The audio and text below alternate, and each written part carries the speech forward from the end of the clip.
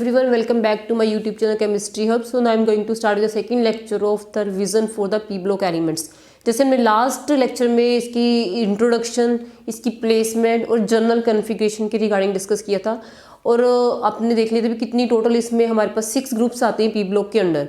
Out of these 6 groups हमने सिर्फ 4 group C+2 में करने हैं जो हमारे जो सिलेबस में है. तो यू नो दैट की जो मीन्स की first boron and carbon family वो हमने नहीं करनी है. अब हमने मेन 4 फैमिलीज पे फोकस करना है क्योंकि हम quick revision point of view से हम ये जो 4 फैमिलीज हैं इनकी मेन जो प्रॉपर्टीज़ हैं जिनमें कुछ जो बेसिक कंसेप्ट सेम है उनको हम एक साथ साथ इकट्ठे करेंगे सो दैट कि आपका टाइम भी सेव हो जाए और आपको उनमें आपस में कंपैरिजन क्या है और उनको आपस में क्या रिलेशन है उस चीज़ की भी क्लैरिटी हो जाए. ओके, तो हमारा जो इसमें फर्स्ट ग्रुप आपके सिलेबस में that is the nitrogen family, then oxygen family, then you know halogen family, then noble gases. Okay, तो इनकी पहले जितने भी प्रॉपर्टीज हमने डिस्कस करनी है जो फर्स्ट प्रॉपर्टीज की जब हम लेके जा रहे हैं दैट इज जनरल कन्फिगरेशन. जब तक आपको इनकी जनरल कन्फिगरेशन बिल्कुल क्रिस्टल क्लियर नहीं हुई, हर एक फैमिली की सेपरेट इवन हर एक मेंबर की कन्फिगरेशन हमने देखनी है कि जैसे एक ही ग्रुप में अगर 7 मेंबर्स हैं, ठीक है, या 6 मेंबर जितने भी मेंबर्स हैं उनमें आपस में कन्फिगरेशन में जब आप डाउन द ग्रुप जाते हो तो क्या डिफरेंसेस आते हैं. यू नो दैट कि हमने लास्ट लेक्चर में डिस्कस किया था कि पीरियोडिक टेबल में पीरियड्स भी होते हैं, ग्रुप्स भी होते हैं. और अगर आप डाउन द ग्रुप जाते हो, अगर एक सिंगल फैमिली में भी डाउन द ग्रुप जाते हैं तो हर एलिमेंट पे जाते जाते उसकी कन्फिगरेशन में डिफरेंस आता है.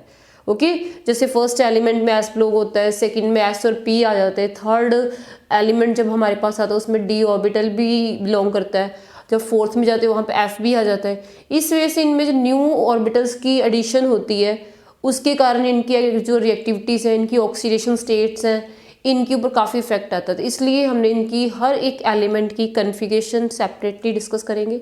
ठीक है, तो हमने जो 4 फैमिलीज करनी है फर्स्ट ऑफ ऑल उनकी कन्फिगरेशन समझो, देन हर एक एलिमेंट की कन्फिगरेशन क्या है, फिर उसके बेसिस पे हम उनकी फिजिकल प्रॉपर्टीज़, उनकी ऑक्सीडेशन, जो भी नेक्स्ट प्रॉपर्टीज़ हम करते जाएंगे. So coming to the first family that is the nitrogen. हमारे सिलेबस में जैसे नाइट्रोजन फैमिली और यू नो दैट की नाइट्रोजन फैमिली जो है जितने भी नाइट्रोजन पी ब्लॉक एलिमेंट है that start from the second period. P block elements हमारे सेकंड पीरियड से स्टार्ट होते हैं.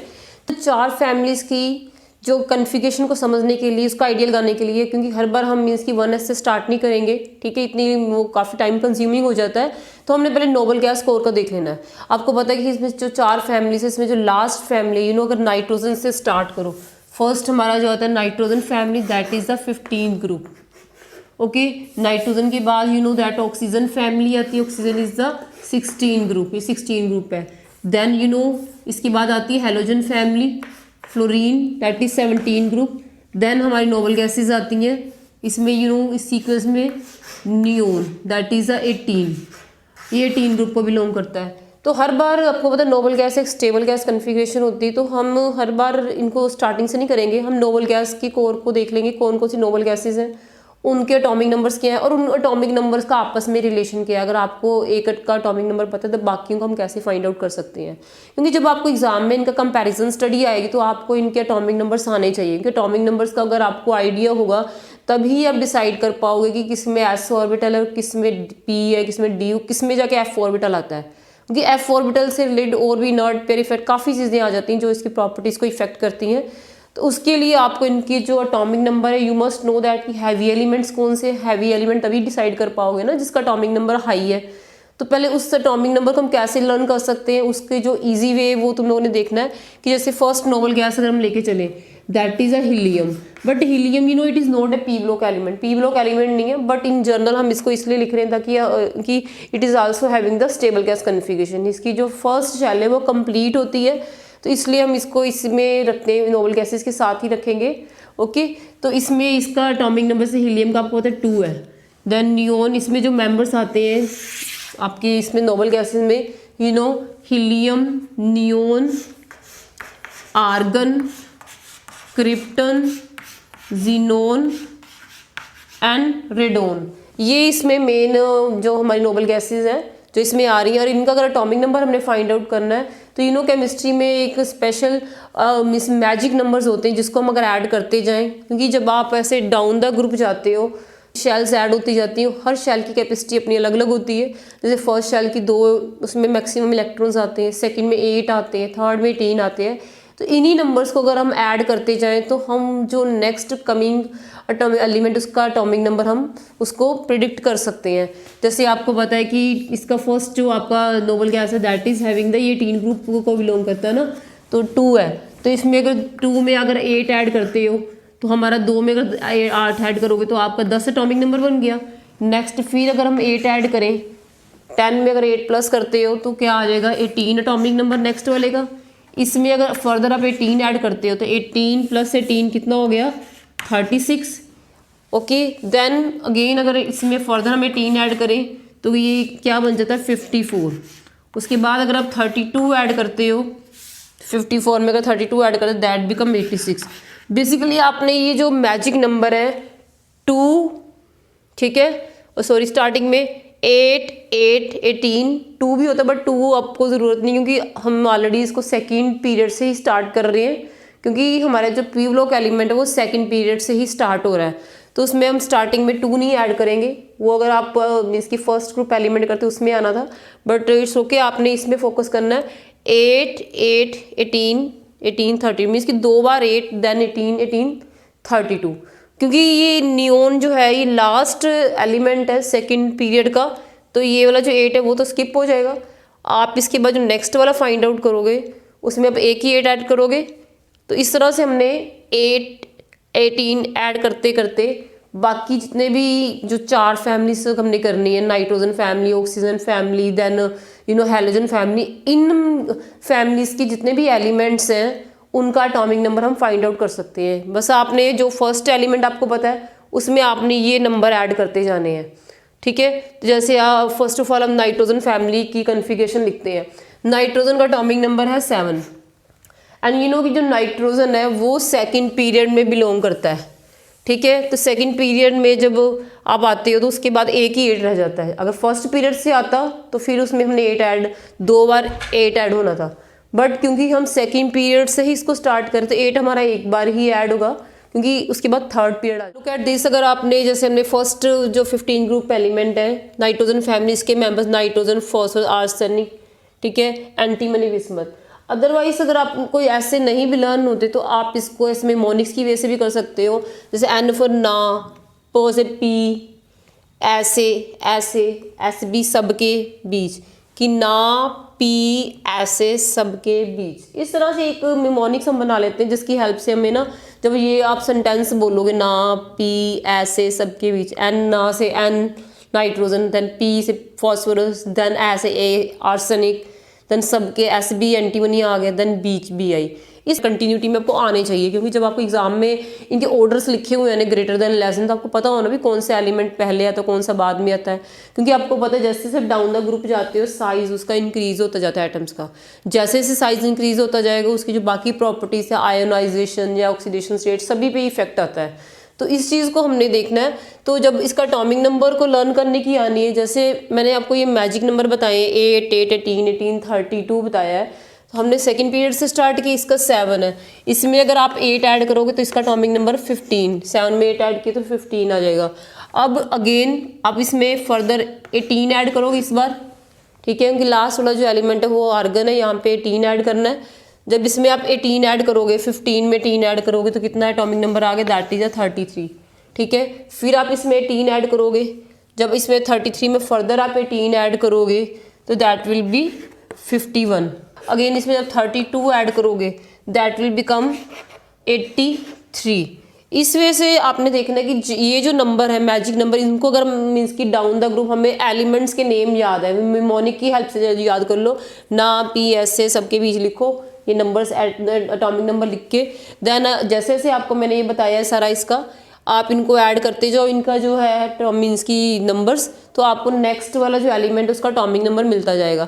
इन द सेम वे अगर आप 16 ग्रुप में आते हैं, 16 में oxygen, sulphur, selenium, tellurium, polonium है, तो आप इसको ऐसे ही लर्न कर लो, OS O स्टैंडर्ड, तो STP S, इसका S, इसका टेल्यूरियम T P। आपने पढ़ा होगा कि स्टैंडर्ड टेम्परेचर प्रेशर, ऑक्सीजन वाले में O standard, O means all standard, सब कुछ स्टैंडर्ड में ही है, स्टैंडर्ड टेम्परेचर और प्रेशर। इस तरह से मेन है कि आप अपने लेवल पे कुछ ना कुछ निमोनिक अपने लेवल पे बना सकते हो कि हम इसको ऐसे याद कर लें, ऑक्सीजन ऑल ST स्टैंडर्ड की सब कुछ स्टैंडर्ड में है, all standard STP standard temperature pressure, T से टेम्परेचर याद कर लो, P से प्रेशर। तो इस तरह से हम इसको ऑल स्टैंडर्ड टेम्परेचर की सब कुछ स्टैंडर्ड में, टेम्परेचर प्रेशर जितना भी सब कुछ स्टैंडर्ड में आ रहा है। तो ये एक टाइप का निमोनिक है। इस तरह से आपने इसके जो मेंबर्स है डाउन द ग्रुप वो लर्न कर लेने हैं। अब आपको मेंबर्स तो लर्न हो जाएंगे। अब एटॉमिक नंबर जो आपने कैलकुलेट करना है, जैसे आपको पता है इसका एटॉमिक नंबर 8 है, ठीक है। जरूरी नहीं हर बार पूरा टेबल बनाने बैठो, अगर आपको ये सीक्वेंस में लर्न है तो वो मैजिक नंबर ऐड करते जाओ। 8 में 8 ऐड करोगे तो 16, बाद में आपने 18 ऐड करना है, 18 ऐड करोगे तो आ जाएगा 34, फिर आपने फर्दर क्या करना है, 18 ऐड करोगे दैट विल बिकम 52, फिर हमने 32 ऐड करना है। 52 में जब 32 ऐड करोगे तो कितना बनेगा 84, क्योंकि 52 में अब जब 32 ऐड करोगे 50 30 82 एंड 3 और ठीक है 2 और ऐड करोगे तो आपका 84 हो जाना है। इस तरह से आपने मेन, अगर आपको ये सीक्वेंस में लर्न है तो आप इनका जो एटॉमिक नंबर, अगर आपको मैजिक नंबर का मेथड पता तो इसको ऐड करके आप इनका एटॉमिक नंबर फाइंड आउट कर सकते हो। क्योंकि कन्फिगरेशन लिखने से पहले हमें एटॉमिक नंबर पता होगा तभी हम कन्फिगरेशन लिख पाएंगे, अदरवाइज तो पॉसिबल ही नहीं है। तो देन फ्लोरीन में आओ, ये जो आपके हैलोजेंस है फ्लोरीन, क्लोरीन, ब्रोमीन, आयोडीन, एस्टेटिन, ठीक है। तो इस केस में जैसे फ्लोरीन का एटॉमिक नंबर क्या है, it is the 9 atomic number है। 9 में फिर आप पहले इसमें इस लेवल की इस लाइन में देखो 8 ऐड करना है, 8 ऐड करेंगे 17 आ जाएंगे। इसके एंड पे क्या ऐड करना है 18, 17 में आप 18 ऐड करोगे तो 35 एटॉमिक नंबर निकल आया। फिर आपने 18 ऐड किया 35 में तो हमारा 53 एटॉमिक नंबर निकल आया। फिर 53 में 32 ऐड किया तो फिर 85। इस तरह से जैसे जैसे अगर आपको एलिमेंट्स लर्न है तो आप डाउन द ग्रुप जाते जाते, जैसे F से फ्लोरीन से, फिर Cl कल, बियर बाहर, आई आंटी, ऐसे भी कर लो। निमोनिक ही है, जैसे अपने की लर्न करने के लिए, क्रैम करने के लिए एक लिंक बनाना है कि फिर कल बाहर आई आंटी, ये निमोनिक है, जैसे तुम लोग याद करने के लिए सीक्वेंस में लर्न कर सकते हो। इस तरह से जब तुम्हें ये पता लग जाएगा कि ओवरऑल इनका सीक्वेंस क्या है तो एटॉमिक नंबर तो तुम लोगों ने मैजिक नंबर ऐड करके ही इसमें क्या करना है वो प्रिडिक्ट कर लेने हैं, पता कर लेने एटॉमिक नंबर्स क्या है। तो ये इन 4 फैमिलीज के हमने एटॉमिक नंबर देख लिए। अब नेक्स्ट हमारा आता है कि इसकी हमने कन्फिगरेशन कैसे लिखनी है, ठीक है। तो ये आप चलो हमने 8 8 18 इसको तरफ कर देते हैं जो जो हमने ऐड किया है। अब आपने कन्फिगरेशन देखनी। कन्फिगरेशन जैसे मैंने आपको बताया कि नोबल गैस कोर को हम ले सकते हैं। जैसे सबसे पहले नाइट्रोजन की अगर कन्फिगरेशन लिखनी है तो नाइट्रोजन के पहले क्या आता है हीलियम, हीलियम का एटॉमिक नंबर 2 है। और आपको पता है कि नाइट्रोजन ये फर्स्ट पीरियड में तो आपका हीलियम आता है, ये सारा सेकंड पीरियड की बात हो रही है, this is the second period. और ये जो नेक्स्ट वाला है ये आपका थर्ड पीरियड है। तो सेकंड पीरियड में जो लास्ट इलेक्ट्रॉन है सेकंड शेल में एंटर करते हैं, जैसे हमने लास्ट वीडियो में देखा है। तो इसमें आपकी कन्फिगरेशन क्या आएगी, हीलियम का नोबल गैस कोर यूज होगा। और आपको पता है कि टोटल एटॉमिक नंबर 7 है, 7 के हिसाब से 2 इलेक्ट्रॉन हीलियम में आ गए। देन क्या आएगा 2s2 4 हो गए, देन 2p3, इसमें 2s2 2p3 इसकी आउटर मोस्ट में आएगा। अब जब फॉस्फोरस में आते हो आप एक भी मीन्स की ग्रुप की कन्फिगरेशन अगर अच्छे से समझ लो तो आपको बाकियों का भी इसी तरीके से समझ आ जाएगा। क्योंकि जैसे जैसे आप डाउन द ग्रुप जाते जाओगे जो भी उसका ग्रुप नंबर है, सॉरी जो जिस ग्रुप में आप जा रहे हो, और उसके बाद में जैसे आपने 15 ग्रुप में आए हो तो 15 ग्रुप के एंड में मीन्स की 5 इलेक्ट्रॉन आने चाहिए। 10 तो डी ब्लॉक वाले काउंट करते हैं ना।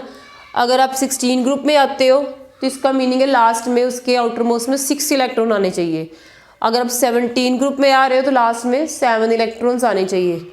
अगर आप 18 ग्रुप में आ रहे हो तो लास्ट में 8 इलेक्ट्रॉन्स आने चाहिए। ये चीज़ आपको पता होनी चाहिए। ये मीन्स कि इसके ग्रुप नंबर से हमें उसके नंबर ऑफ आउटर इलेक्ट्रॉन या वैलेंस इलेक्ट्रॉन की इंडिकेशन हो जाती है। अब जो इसका पीरियड है, पीरियड से आपको पता लग जाएगा जो लास्ट शेल है एन क्या है, वो उसकी नंबर ऑफ शेल हमें देगा। कि जैसे फॉस्फोरस में 15 है तो फॉस्फोरस से पहले कौन सी नोबल गैस आती है, that is the neon. Neon में क्योंकि आपको पता है नियोन में एटॉमिक नंबर 10 तक कवर हो गया। हमारे यहाँ पे टोटल 15 है क्योंकि ये थर्ड पीरियड का लिख रहे हैं तो इसमें 3s2 3p3 रहेगा। ये तो नेक्स्ट है ना आपका, इसके बाद आर्सेनिक, आर्सेनिक में कितना एटॉमिक नंबर, दैट इज 30। अब ये फोर्थ पीरियड है, फोर्थ पीरियड में 33 से पहले कौन सी नोबल गैस आती है, आर्गन, क्योंकि 33 के जो क्रिप्टन है वो तो 36 है, उसको तब यूज़ करोगे ना, उसके पहले वाली लेनी होती है, ठीक है। तो आपने इसमें आर्सेनिक के केस में यहाँ पे आर्गन आ जाएगा, आर्गन में 18 इलेक्ट्रॉन्स कवर हो जाते हैं।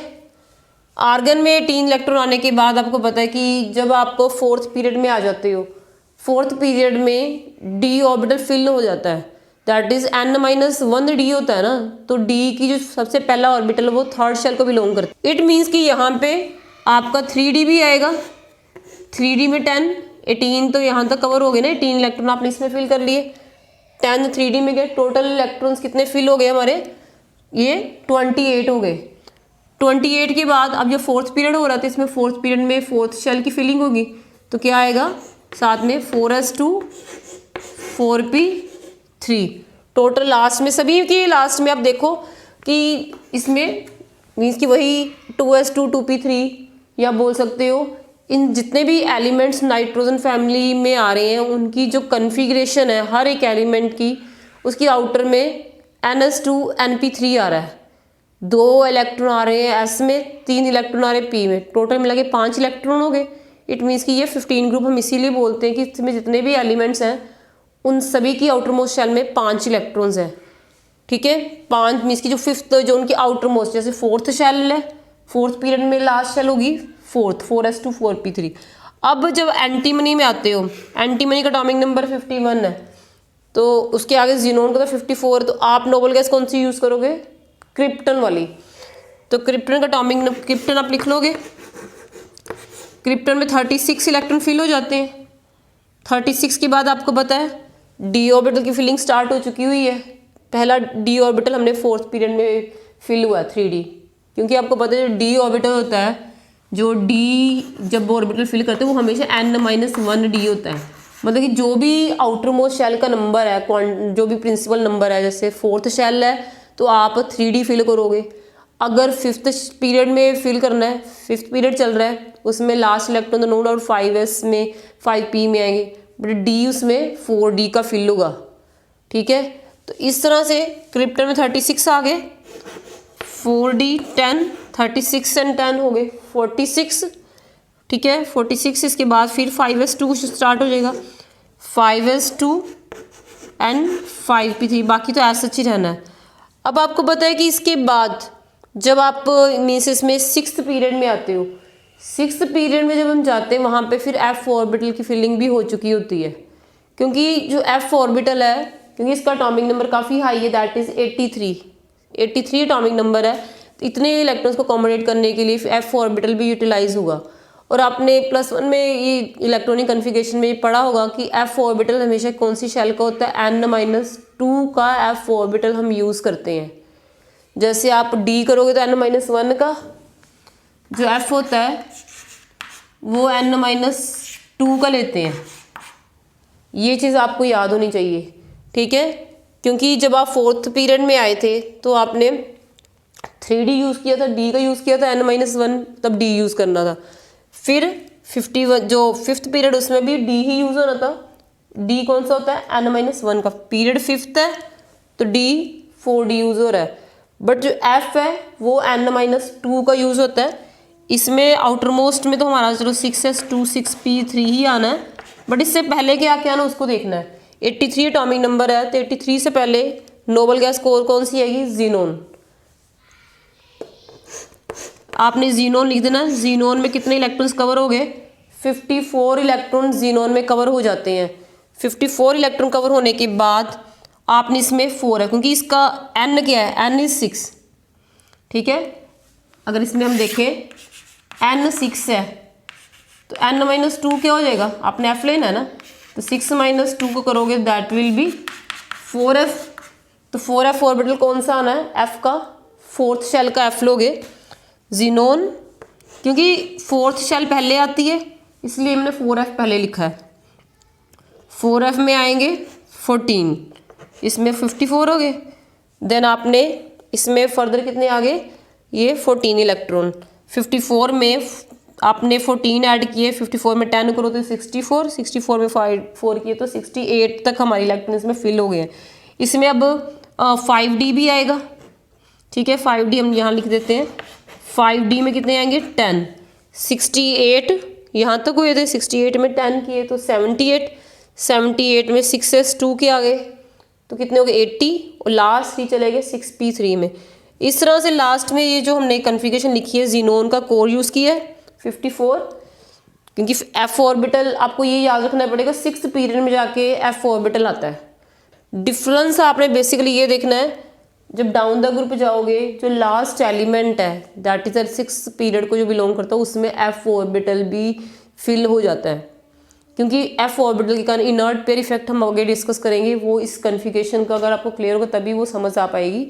तो आई थिंक आपको ये नाइट्रोजन फैमिली की कन्फिगरेशन क्लियर होगी। जैसे आपने नाइट्रोजन की है, in the same way oxygen, fluorine and इनकी फैमिलीज की करनी है।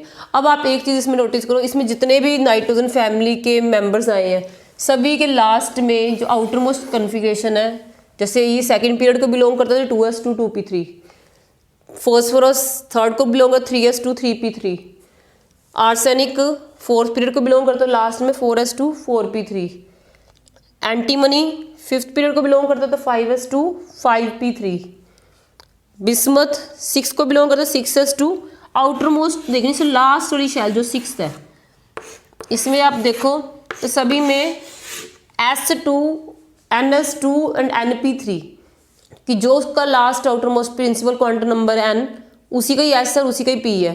तो इन जनरल अगर आपने सिर्फ नाइट्रोजन फैमिली की कन्फिगरेशन लिखनी है, पहले तो आपने लिखी थी ना पूरे p ब्लॉक एलिमेंट की कि ns2 एंड np 1 2 6 रेंज दी थी। बट अगर पर्टिकुलरली आपको एग्जाम में MCQ पैटर्न में अकेली नाइट्रोजन फैमिली की कन्फिगरेशन जनरल लिखने के लिए आ जाती है, एक पर्टिकुलर फैमिली नाइट्रोजन फैमिली की, या बोल देते 15 ग्रुप की जनरल कन्फिगरेशन क्या है, तो आपको पता होना चाहिए कि जनरल कन्फिगरेशन इसकी लिखोगे तो क्या होगी ns2 एंड np3। ये बिल्कुल सिंपल है, 15 ग्रुप है, 15 मीन्स कि 5 इलेक्ट्रॉन एंड में आ रहे हैं, तो इसका मीनिंग है इसके आउटर मोस्ट में 5 इलेक्ट्रॉन नहीं होंगे। स्टार्ट हमने हमेशा ऐसे से करना होता है। तो ns2 np3। अगर 16 ग्रुप की हम बात करेंगे तो आपने लास्ट में टोटल इलेक्ट्रॉन कितने शो करने हैं 6 इलेक्ट्रॉन शो करने के लिए ns में तो 2 आएंगी, np में कितने हो जाएंगे 4। आप इस चीज़ को बस ग्रुप नंबर को देखो ना, ग्रुप नंबर से पता लगता जाएगा। ग्रुप नंबर 15 है तो 5 इलेक्ट्रॉन एंड में होने चाहिए, ग्रुप नंबर 16 है तो 6 इलेक्ट्रॉन एंड में होने चाहिए। और हमें पता है कि s ऑर्बिटल की कैपेसिटी तो 2 इलेक्ट्रॉन्स की होती है, ऐसे में तो मैक्सिमम 2 ही आते हैं, बाकी तो p में ही आएंगे ना, p में टोटल 6 होते हैं। अगर 15 है 5 भरने लास्ट में, ns2 np3 हो गए 5। 16 ग्रुप की जनरल कन्फिगरेशन लिखोगे तो ns2 s में 2 p में 4, 2 + 4 कितने हो गए, ये मीन्स की टोटल आपके हो जाते हैं 6 इलेक्ट्रॉन, ठीक है। क्योंकि 16 ग्रुप है। जब 17 ग्रुप की बात करते हैं तो लास्ट में आउटर मोस्ट में टोटल 7 इलेक्ट्रॉन होने चाहिए। उनमें से ns में आपने 2 डाल दिए और np में कितने हो गए, 2 में कितने प्लस करें तो 17 और 7 होता है, that is 5। It means ns2 np5। इस तरह से अगर आपको एक की जनरल कन्फिगरेशन एक ग्रुप का पता है तो आप उसके बेसिस पे बाकी भी लिख सकते हो। इन द सेम वे अगर आप नोबल गैस फैमिली को देखते हो तो वहाँ पे टोटल 18 ग्रुप है तो लास्ट में 8 इलेक्ट्रॉन होने चाहिए। तो इसकी जनरल कन्फिगरेशन क्या आएगी, एक्सेप्ट हीलियम, हीलियम को छोड़ देना क्योंकि हीलियम तो पता है एक्सेप्शन होता है, एस ब्लॉक उसमें तो होते ही एस ऑर्बिटल फिल है। तो बाकी जो नियोन से लेके इसकी कन्फिगरेशन क्या आती है ns2, टोटल हमें 18 ग्रुप है तो लास्ट में 8 इलेक्ट्रॉन चाहिए। अब नोबल गैस का मीनिंग है कि वो जो भी ऑर्बिटल वो सारे कंप्लीटली फिल हो चुके हुए हैं, एस वो भी कंप्लीटली फिल है, 2 है तो p की मैक्सिमम कैपेसिटी कितने की होती है 6 की, वो भी कंप्लीटली फिल्ड है। तो 2 + 6 8, इट मीन्स तभी तो 18 ग्रुप को बिलोंग करता है। तो इस तरह से इन हर एक फैमिली की अलग अलग आप इसकी जो जनरल कन्फिग्रेशन है वो याद कर सकते हैं कि जनरल कन्फिग्रेशन इनकी इस तरह से आपने देख लेनी है। जो भी ग्रुप नंबर है उसी से ही आइडिया लगा लो। 5 है तो 5 चाहिए बच्चे, 16 ग्रुप है तो 6, 17 ग्रुप की बात करें हाइड्रोजन फैमिली की तो हमें 7 चाहिए। हमारे पास कौन सा है ऑक्सीजन फैमिली की, जो आपने इसमें लिखा है बस आपने एक एक इलेक्ट्रॉन बढ़ाते जाना है, सेम ऐसे ही रहना है।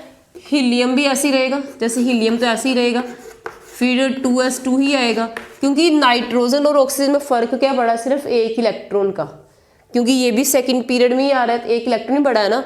तो पी में तो आपको पता टोटल पी की फिलिंग चल रही है, तो पी में तो टोटल कितने होते हैं, 3 ऑर्बिटल्स होते हैं, हर ऑर्बिटल में मीन्स कि 2-2 इलेक्ट्रॉन आ सकते, तो आप सेकंड में फिल कर दोगे। ऐसे तो हमने भर दिया 2s, इसमें टोटल 4 हो गए, 2s2 2p4, ठीक है। तो अगर इन जनरल बाकियों को भी हम ऐसे साथ साथ लिखते जाएं तो आपको इजी हो जाएगा कि हम पूरा बार बार हीलियम का कोर नहीं लिख रहे हैं। जैसे इसमें 2p4 है, जब एटॉमिक नंबर 9 हुआ है, 9 का मीनिंग है एक इलेक्ट्रॉन और बढ़ गया है। तो अगर इसको शॉर्टकट में लिखे तो एंड में क्या आ जाएगा, 2s2 2p5, 2 तो हीलियम में आ गए। नेक्स्ट जो हमारा इसमें है और नियोन के केस में 10 एटॉमिक नंबर है, तो पहले हीलियम का कोर यूज़ हो गया, 2 इसमें 2s2 देन 2p6। तो इस तरह से आपको मतलब कि फर्स्ट पीरियड के सबकी कन्फिग्रेशन ऐसे होगी।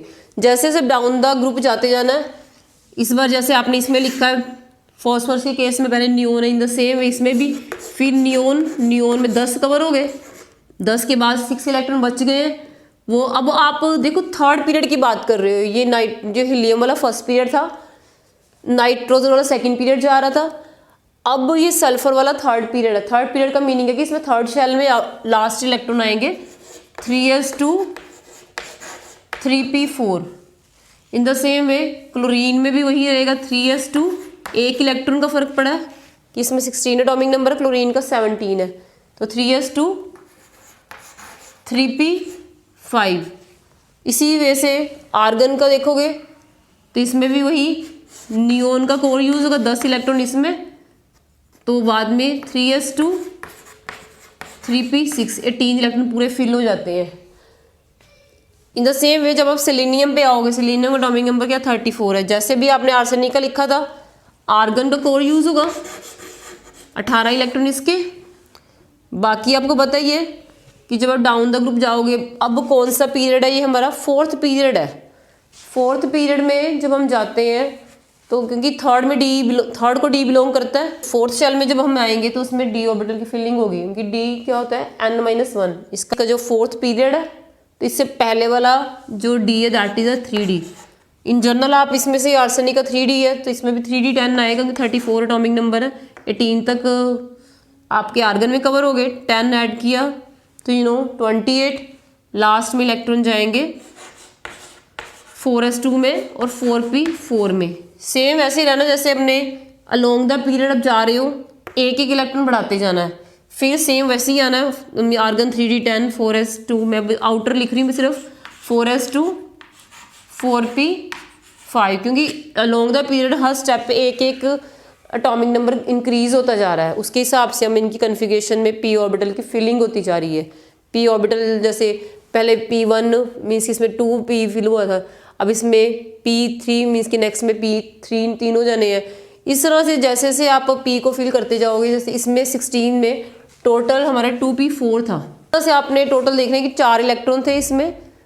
अब फ्लोरीन के केस में जब हम जाते हैं इस केस में, तो यू कैन सी कि इसमें टोटल ns2 np5 है, तो क्या होगा कन्फिग्रेशन, अगर आप फिलिंग को देखो, p में 3 है, पहले एक एक सिंगल, देन इसमें इस वजह से 4p5 हो जाता है। जब आप क्रिप्टन तक आते हो तो फिर इसकी कन्फिग्रेशन 4s2 4p5 है, क्रिप्टन में क्या हो जाएगी, फिर वही आर्गन का कोर रहेगा 3d10 और 4s2 4p6, यहाँ तक जाते वो पूरी कन्फिग्रेशन स्टेबल हो जाती है, पूरा s और p कम्प्लीटली फिल हो जाता है।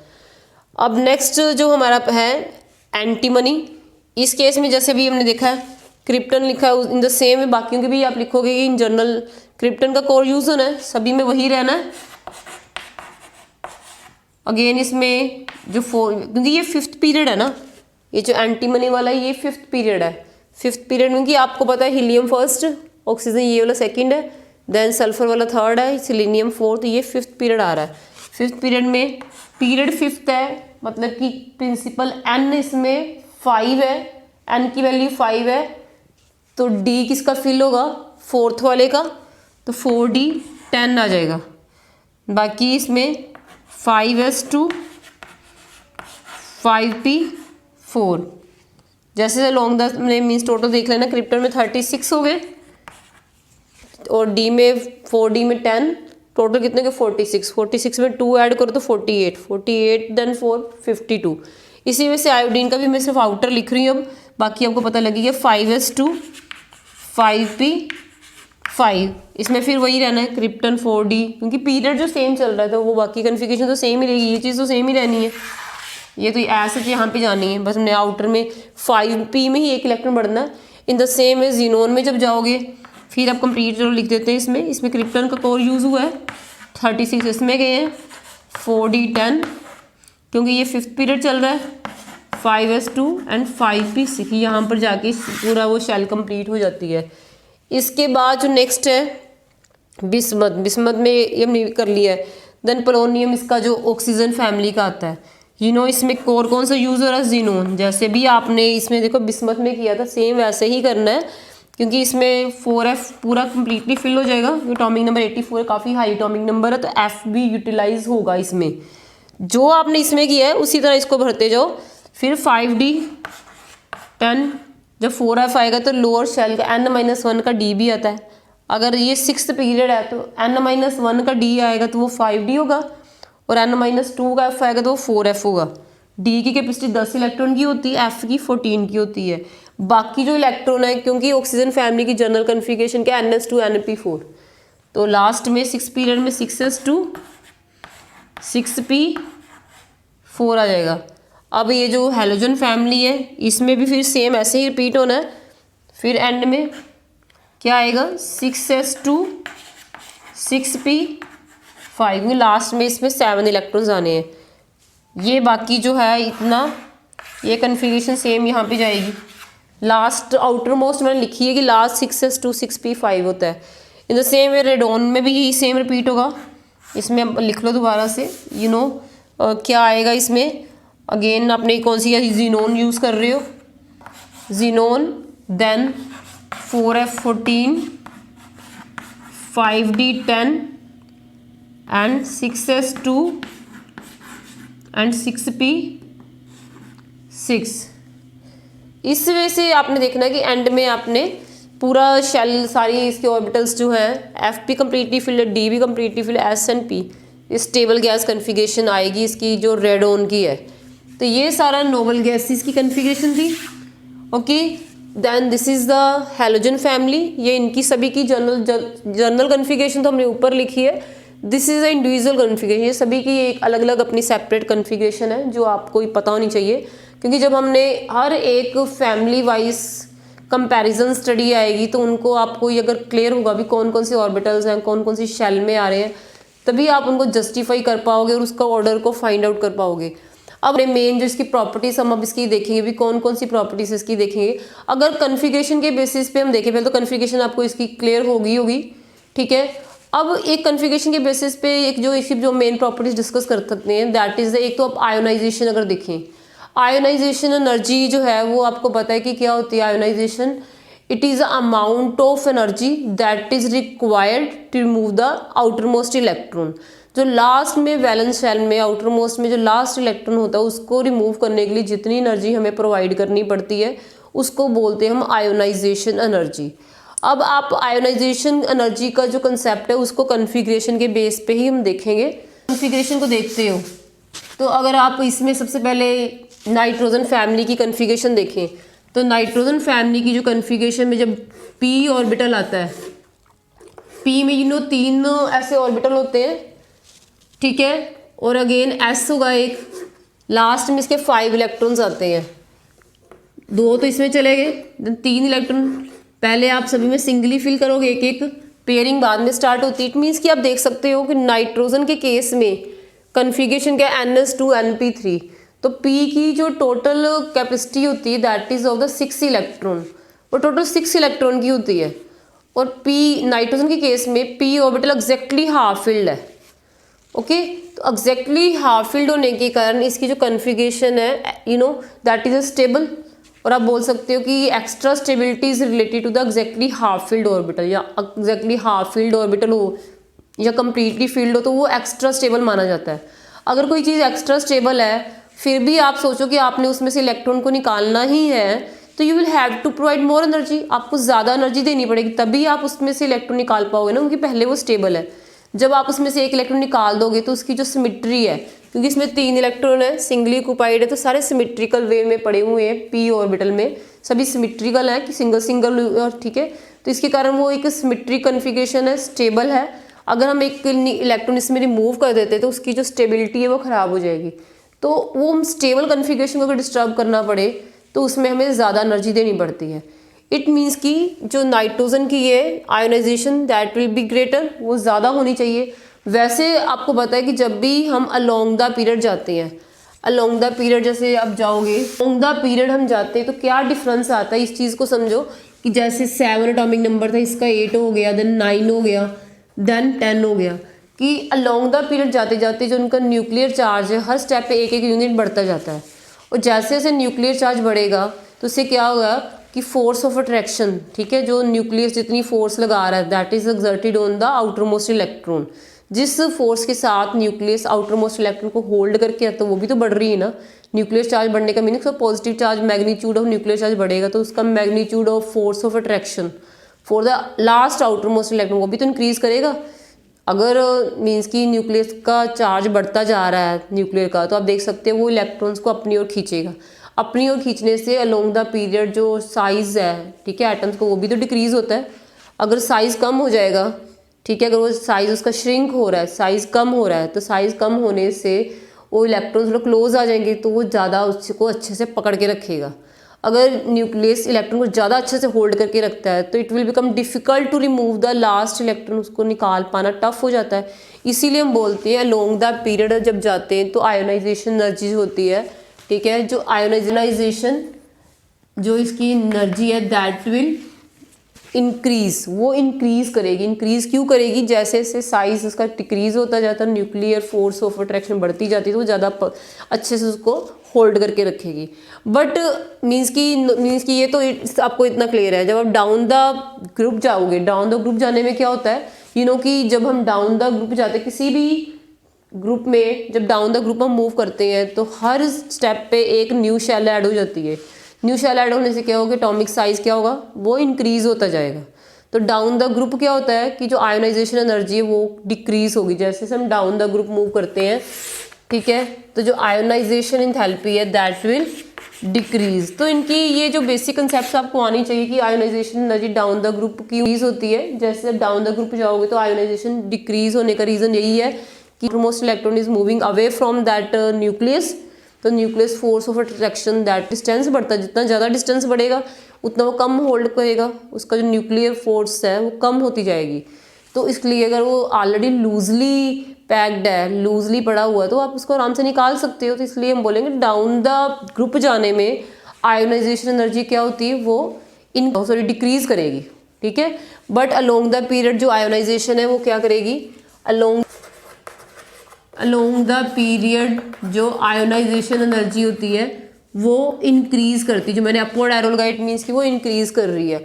बट ये जनरल होना तो ऐसे चाहिए, but this is not the only reason. ये सिर्फ यही एक रीज़न नहीं है इसका। मीन्स की साइज के अलावा या न्यूक्लियर चार्ज के अलावा इसमें और भी फैक्टर है जो काउंट करे, that is electronic configuration. Electronic configuration भी बड़ा इंपॉर्टेंट रोल प्ले करती है इसकी आयोनाइजेशन डिसाइड करने में। जैसे ionisation of neon it should be higher than the fluorine. Fluorine की ऑक्सीजन से ज़्यादा होनी चाहिए और ऑक्सीजन की नाइट्रोजन से ज़्यादा होनी चाहिए। This is a normal trend, हम ये एक्सपेक्ट करते हैं कि होना तो ऐसे चाहिए। ऑक्सीजन की जो आयोनाइजेशन है that is less than that of the nitrogen. Nitrogen में अगर देखा जाए तो ऐसे फिलिंग हुई है, एक एक इलेक्ट्रॉन है, ठीक है। नाइट्रोजन के केस में 2p3 होता है और 2s2 है। दिस इज द नाइट्रोजन, ये नाइट्रोजन का केस है, ठीक है। जब आप ऑक्सीजन में आते हो, ऑक्सीजन में क्या सीन बनता है, इसमें तो नो डाउट 2s2 ही रहेगा, ठीक है। बट इसमें क्योंकि ऑक्सीजन का एटॉमिक नंबर 8 होता है, 1s2 में तो चलो 2 आ गए, 2 इसमें चले गए, बाकी बच गए 4। तो सिंगली ऑक्यूपाइड के बाद एक की पेयरिंग शुरू हो जाती है, एक में पेयरिंग होती है। इट मीन्स कि अब ये जो मीन्स कि इसका p ऑर्बिटल है that is not exactly half field, P orbital exactly half field नहीं है, ठीक है। It means it is not the stable configuration, ये स्टेबल नहीं हुआ। अगर ये स्टेबल नहीं है तो अगर आप इसने 4 इलेक्ट्रॉन्स में से एक इलेक्ट्रॉन को निकाल दें तो after losing that electron oxygen will become more stable. Oxygen की जो कन्फिगरेशन है वो एग्जैक्टली हाफ फिल्ड हो जाएगी, क्योंकि उसको पता कि अगर एक इलेक्ट्रॉन एक्स्ट्रा है उसको मैं निकाल दूँ तो मैं एग्जैक्टली हाफ फिल्ड हो जाऊंगा। तो हाफ फिल्ड जो ऑर्बिटल होता है दैट इज एक्स्ट्रा स्टेबल, उसके साथ एक्स्ट्रा स्टेबिलिटी रिलेटेड होती है। तो ऑक्सीजन को एक इलेक्ट्रॉन निकालने के बाद वो स्टेबल होगा, बट नाइट्रोजन का अगर एक इलेक्ट्रॉन निकाल दो वो डिस्टेबलाइज हो जाए, अनस्टेबल हो जाता है। इसलिए क्योंकि ऑक्सीजन के केस में कन्फिगरेशन ऑलरेडी स्टेबल नहीं है, पहले अनस्टेबल है और निकालने के बाद स्टेबल होगी, तो इसके लिए उसको होता है कि जल्दी से इलेक्ट्रॉन निकल जाए। तो अगर वो इजीली इलेक्ट्रॉन निकाल देगा तो उसकी जो आयोनाइजेशन है, फर्स्ट आयोनाइजेशन के मीन्स जो फर्स्ट इलेक्ट्रॉन को निकालने के लिए चाहिए, अगर ये अपना एक इलेक्ट्रॉन लूज कर देता है तो इसके पास क्या कन्फिगरेशन बनेगी, इसका जो पी ऑर्बिटल है वो एग्जैक्टली हाफ फिल्ड हो जाएगा। इलेक्ट्रॉन रिमूव करने के बाद एग्जैक्टली हाफ फिल्ड हो रहा है, दैट इज वाई जो ऑक्सीजन की आयोनाइजेशन है that is lesser than that of the nitrogen. तो इसका जो करेक्ट आपका ऑर्डर आएगा, नॉर्मल ऑर्डर, तो ये आपने क्या करना है कि नियोन तो चलो ठीक है, इसकी तो ज़्यादा होगी सबसे, क्योंकि ये तो एग्जैक्टली हाफ फुली फिल्ड है, कंप्लीट है, स्टेबल है। इसके बाद फ्लोरीन है। यहाँ पे आपने जो ऑर्डर आना है, यहाँ पे नाइट्रोजन की ऑक्सीजन से ज़्यादा, मीन ऑक्सीजन की जो आयोनाइजेशन है सबसे कम है। आपको पेपर में ऐसे उसमें आयोनाइजेशन के कोई भी जो अलग अलग प्रॉपर्टीज आने उनके ऑर्डर्स मेंशन किए होंगे, तो आपने एग्जैक्ट जो करेक्ट वाला ऑर्डर है उसको फाइंड आउट करना है। नॉर्मली हम सोचते हैं चलो जी पहले नियोन लिखो, फिर फ्लोरीन लिखो, फिर ऑक्सीजन लिखो, बाद में लिख दो नाइट्रोजन, क्योंकि नाइट्रोजन का सबसे कम 7 है, इसका 8 है, इसका 9 है, 10 है। जैसे जैसे न्यूक्लियर चार्ज बढ़ता जाएगा वो ज़्यादा होल्ड करेगा, तो नो डाउट उसका क्या होगा, उसकी आयोनाइजेशन बढ़ती जाएगी। ये नॉर्मल ट्रेंड हम लोग एक्सपेक्ट करते हैं कि ऐसा होना चाहिए, but this is not right, ये नहीं होता, एक्सेप्शनल केस होता है इसका। ऑक्सीजन एंड नियोन में जाके फ़र्क पड़ता है। तो एक तो आपने ये जो इसका क्वेश्चन है आयोनाइजेशन से रिलेटेड जो सीबीएसई में आ सकता है उस चीज़ को याद रखना है, क्योंकि हर टाइप की जो भी करैक्टर्स कर रहे हैं कन्फिगरेशन से सबसे रिलेटेड अलग अलग क्वेश्चन है, वो चीज़ आपने अच्छे से देख लेनी है। तो एक क्वेश्चन जो इससे रिलेटेड है that is regarding this ionisation enthalpy. ये आयोनाइजेशन का एक हमने कंसेप्ट डिस्कस किया है कि जो उसके लिए आपने ये ऑर्डर लर्न करना है।